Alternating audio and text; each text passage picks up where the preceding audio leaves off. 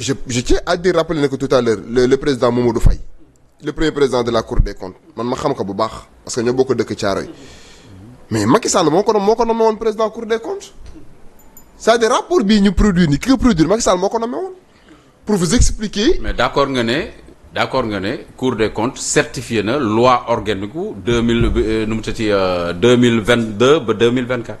certifié na d'accord nga mais Cour des comptes. loi organique yi laa la wax. d'accord nga ne certifié na ko. non Cour des comptes day certifier les comptes de l'État.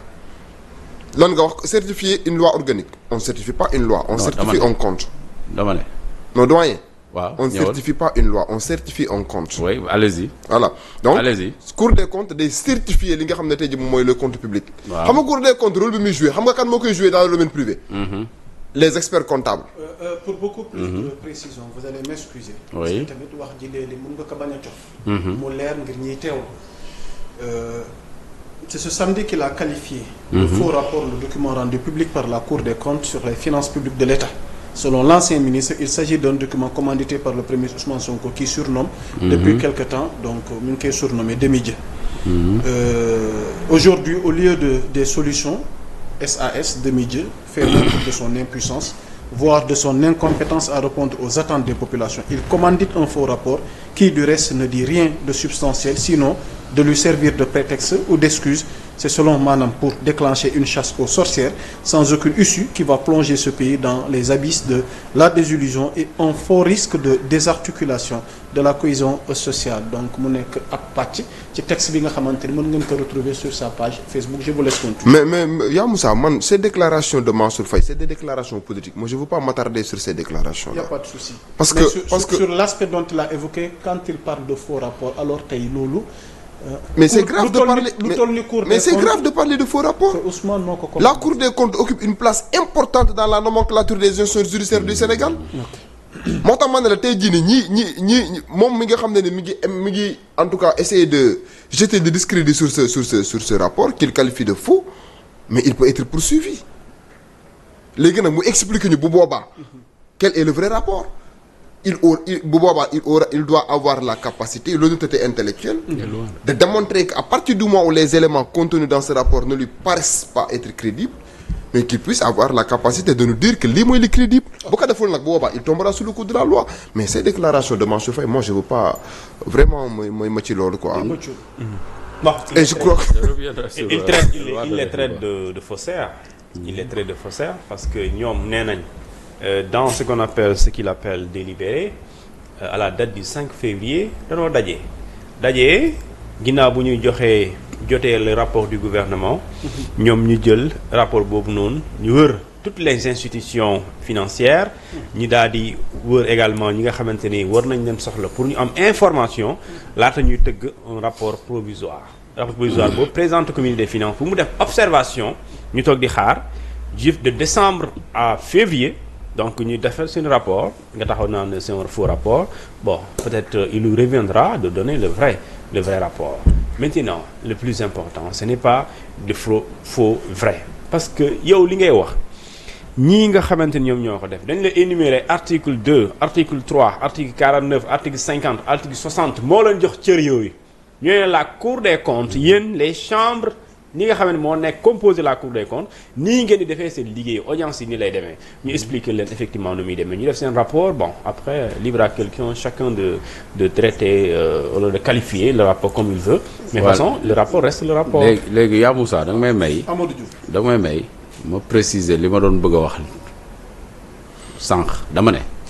C'est vrai non c'est vite fait il y a un lapsus en disant même loi organique. C'est un lapsus. Organique, loi organique. Mais en réalité dama la bëgg wax ne non xam naa li ma la bëggoon wax.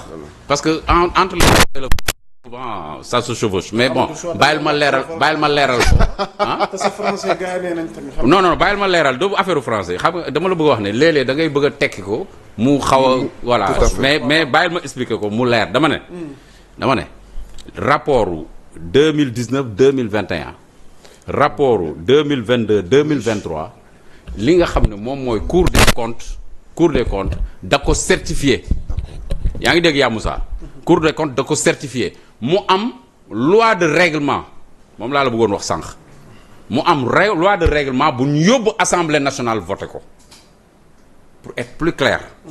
loolu laa doon bëgg a expliquer ça et j'ai parlé de loi organique non c'était pas les lois organiques j'ai voulu dire que rapport yi jiitu certifié nañ leen bi ñu leen certifié ba 2023 dafa am loi de règlement boo xam ne dañ koo yóbbu assemblée voté ko léegi à partir de ce moment bu Cour des comptes dellu si waatee ci ginnaaw à partir de la chambre des affaires financières à partir de ce moment day mel ni dafay contredire moom la mu defoon loolu rek laa bëggoon a souligner maintenant pour venir à Mansour Faye bon là je dis une chose c'est vrai que c'est des déclarations politiques loolu guerre politique la day taxaw ne Ousmane Sonko yaa wax lii c'est comme ni ma qualifié woon les propos du ministre de la justice.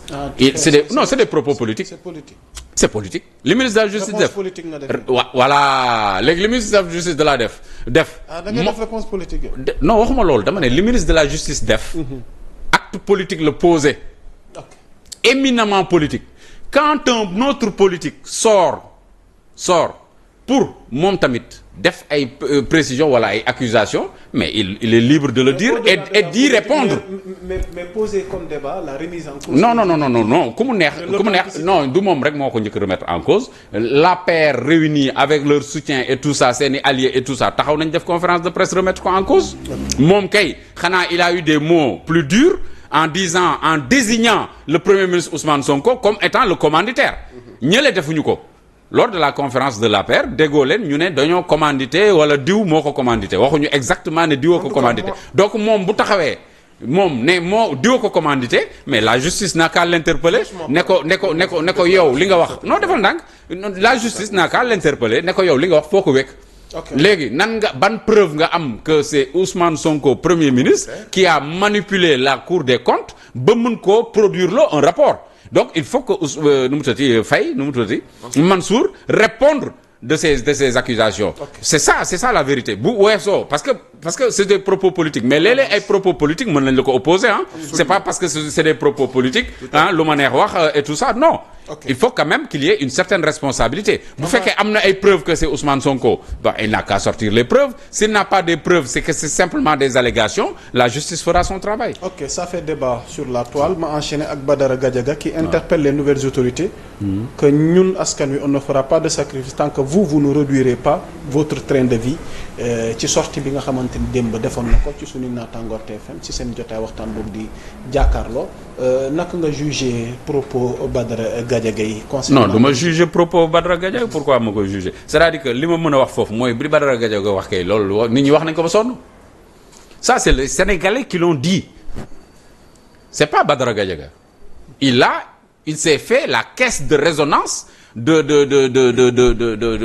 ou bien l'écho de certaines préoccupations des Sénégalais mais peut-être même pas de tous les Sénégalais il faut dire la vérité maintenant bu fekkee ne nee nañu muñ nañu serrer la ceinture parce que tey quoi qu'on puisse dire ça c'est l'analyse politique rapport bi léegi ça leur sert de prétexte su fekkee les réalisations tardent lu ñu wax mu ne gis ngeen rapport bi gars yi sàcc xaalis bi loo ci mën rapport bi ça c'est l'exploitation politique du rapport l'exploitation politique l'exploitation judiciaire yegseegul mais l'exploitation politique mooy lan mooy tey loo waxati ñoom ils se sont trouvés aujourd'hui un prétexte fou c'est-à-dire que loo waxati ñu ne la voilà rapport bi nee na ñii ñoo jël xaalis bi moo tax Sénégal metti takk leen ceinture yi mais li ñuy wax foofu mooy li nga ne Badara moo ko wax mais sénégalais yi ñoo ko wax dañ ne sénégalais yi nee nañu biñ leen di laaj réew mi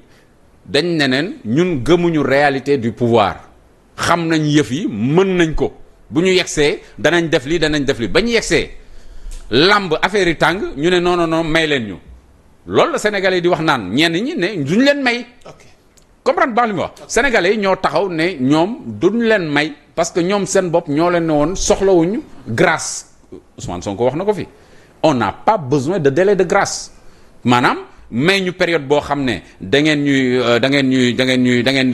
ñuy comprendre bàyyi ñu liggéey bañ ñoo xoxatal ñu liggéey tranquillement ba li ñu bëgg a def ñu bëgg ko def loolu mooy grâce maanaam dañ lay may benn période boo gisee benn exemple mooy bi ñu naan bàyyi leen góor gi mu liggéey jamonoy Ablaye Wade bàyyi leen góor gi mu liggéey mais c'est la période de grâce président yëpp dañ ciy bénéficier wu mais ñoom comme yegsi nañu ñu ne leen période de grâce ñu ne bëgguñu période de grâce parce que ñun mën nañoo régler yëf yi bu yëf yi tàngee nag mais du ñu dellu siwaat nag di jafandu ci ay rapport ne rapport bee tax dëkk bi doxul rapport bi am na lu mu souligner les fautifs on n'a qu'à les épingler et on n'a qu'à les juger mais ça n'explique pas le fait que ñoom difficultés yi ñu am pour doxal réew mi te promettroon Sénégalais yi ne mën nañ ko même ñu ne leen def leen ndànk parce que réalité du pouvoir am na bu ngeen duggee ci biir du mel noonu ñu ne non ñun gëmuñu loolu am nañu solution ba def ci livre bon bu ñu gisul solution aussi c'est de bonne guerre que les Sénégalais à travers peut-être la voix de Gadiaga taxaw ne bon écoute dañu bëgg ñun duñu muñ ñoom duñu muñ loo. Amadou Mbaye. Par rapport aux propos de Badara Gadiaga, je pense que c'est un citoyen qui a donné son opinion et bu waxee ne duñ muñ buy en quelque sorte moi je dis que à partir du moment où. parce que li mu joxoon moom mooy tey ñi falu. le train de vie. seen train de vie. voilà bon train de mais train de vie boobu noonu man gisuma ko de en tout cas. si doyen moi je veux pas faire des analyses. non train de vie xam mooy lan. pour être factuel. non train de vie xam mooy lan mooy les voyages etc. On a vu même des pays où on a vendu l'avion présidentiel et eux-mêmes ils avaient proposé de vendre l'avion présidentiel. Continuez. Voilà bon par rapport à ce à ça je crois que. ak caisse noire hein. gisuma benn train de vie bu exorbitant boo xamante ne tey ji le régime actuel ñu ngi koy dund. Bamboula bi nga xamante ne ni doon nañu ko fi constater récemment amaguma en tout cas le factuel pour mën a ci dut baaraam moo tax man dama jàpp ne Badara Gadiaga dafa joxe li nga xam ne moom mooy mais li ma gëm daal mooy. li ma gëm mooy. li nga xam ne rapport yi moom la révélé warul en quelque sorte nekk prétexte pour bañ a dem de l'avant. loolu moom d'accord naa ci. Parfaitement. C'est-à-dire il faut essayer de contourner je sais pas wala de transcender les simples détails yi nga xam ne rapport bi révélé na ko pour essayer de trouver des solutions conjoncturelles et structurelles. mais pas tey jii nii prendre le rapport et je crois que ñoom ils se sont déjà préparés à ça. Parce que bien avant que ñu produire rapport yi quoi qu'on puisse dire Sénégal même bu fekkente ne la situation économique est assez alarmante il n'en demeure pas moins que ñu ngi fay salaire ñu ngi góorgóorlu. donc man góorgóorlu boobu laa bëgg en tout cas ñu mettre les bouchées doubles essayer en tout cas de faire face ak crise bi nga xamante ne tey jii mu ñuy gerte mais quant à en tout cas li nga xam ne ni moom la Badara Gadiaga wax. moi je pense que c'est un citoyen qui a donné son opinion. Bon man li ma ciy wax je pense que benn mbir la xam nga ñun il faut que Sénégal que ñuy d'accord ne ci bi yenn fee xam nga nit ki mënoo ko liggéeyloo